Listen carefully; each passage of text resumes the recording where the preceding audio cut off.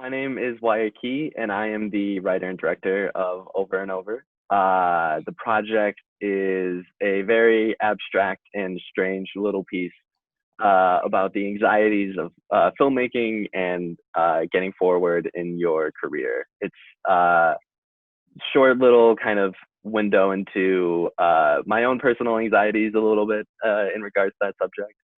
And yeah, it's a fun little piece.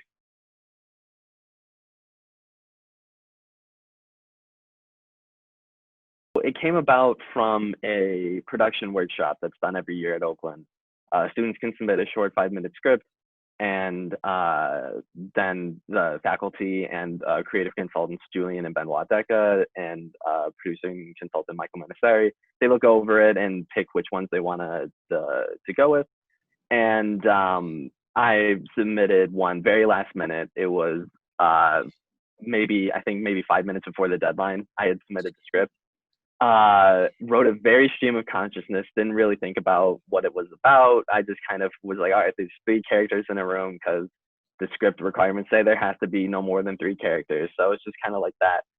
And then funny enough, it got an email that said, hey, we picked it. We love it. And would you like to direct it? And I was like, absolutely, I'd love to.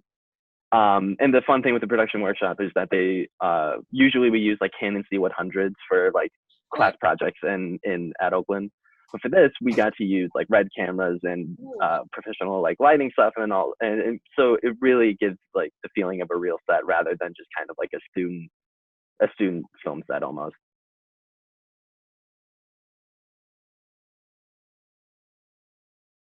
The crew had already kind of wanted to participate in the production workshop, so it was easy to like convince them to do it since they were already kind of signed up. But I did have a few people who worked on the film who said that they did participate in it because they like me because we shared classes and stuff like that, and I had talked about what I had submitted, and they were excited about the idea.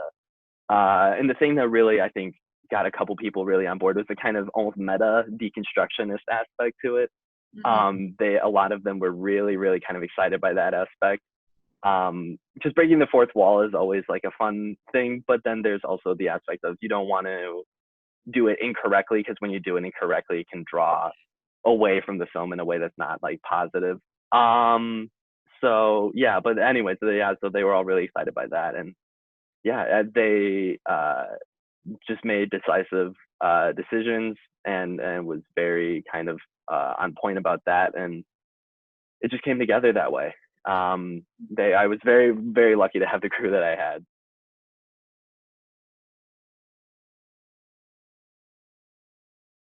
Kind of the great thing about it is that nothing teaches better than experience. And just having the ability to show up on set and just by going through the process of working with actors and all that stuff, it gets better.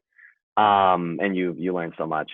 But in terms of the what I like challenges, one of the big things was tone. It's got a very kind of off-putting tone, at least in the beginning, because it's not, the idea is not to make you uncomfortable per se, but just give you the feeling that just something's off, something's wrong. And so in regards to that opening, and working with the main actor Doran Berger as David, really kind of working with him on giving a sort of puzzling performance where you don't quite know what to make of him. He seems very eccentric, but at the same time very sort of and very passionate, but at the same time somewhat reserved and kind of scared a little bit. And then you kind of cut to the two producers, and they seem a little off, and one of them seems a little bit junior than the other. So kind of trying to work in character moments while balancing tone. That was really really difficult, and took a lot of different kind of coming at the scene from different angles with the actors and trying different things.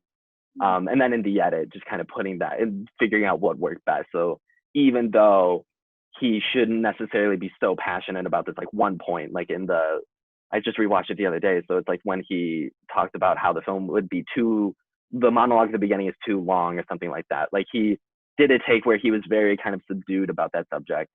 And then we did another take which is the one we wound up using, where he's very, very passionate. And even though that doesn't necessarily almost jive with how he's kind of going through the scene and kind of his momentum, it comes off as it's supposed to be sort of odd almost. It's sort of the kind of, it give you the feeling that this is somewhat like a fever dream is a kind of a term you would want to almost use.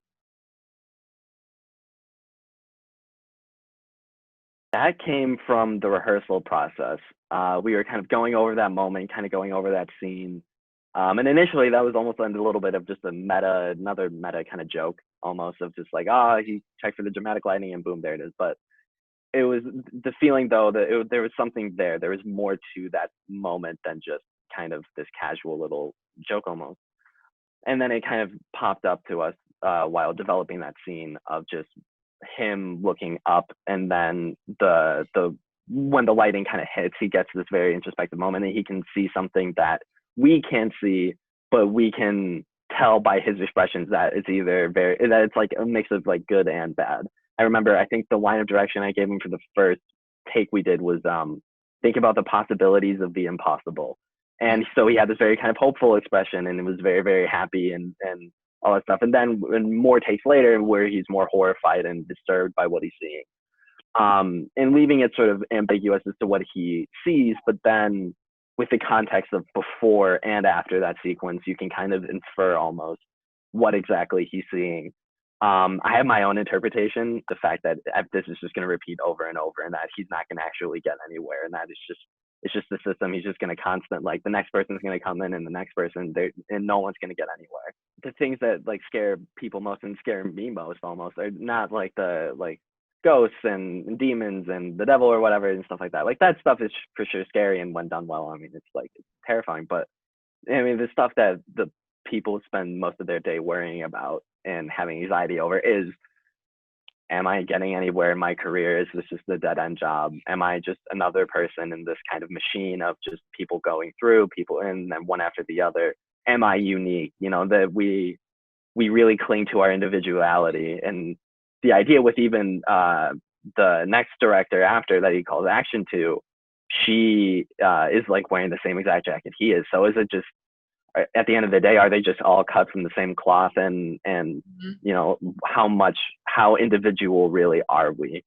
And when you lose that sense of that identity, when you lose that, it's very, very scary, and it's a very traumatizing thing. And so having something that plays into that, and not having kind of your traditional sort of horror atmosphere or moments and stuff like that, to me, that felt just as powerful in a way.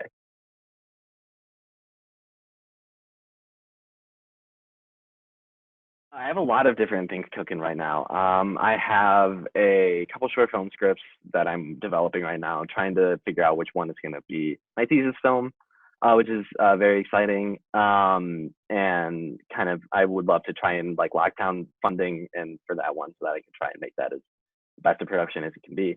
I am also writing a feature film script right now, which is very exciting. And just, yeah, chipping away at that. Yeah, just kind of working on a bunch of different things right now. Trying to get to the next step, baby steps, so to speak. Like, the feature film script is the thing that like I've accepted is way, way off.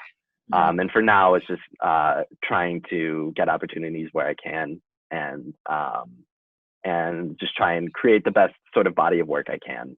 Yeah. For my age and for my, at this point in my career, and hopefully I don't get stuck in an eternal loop. So we'll see. But yeah, wishing for the best.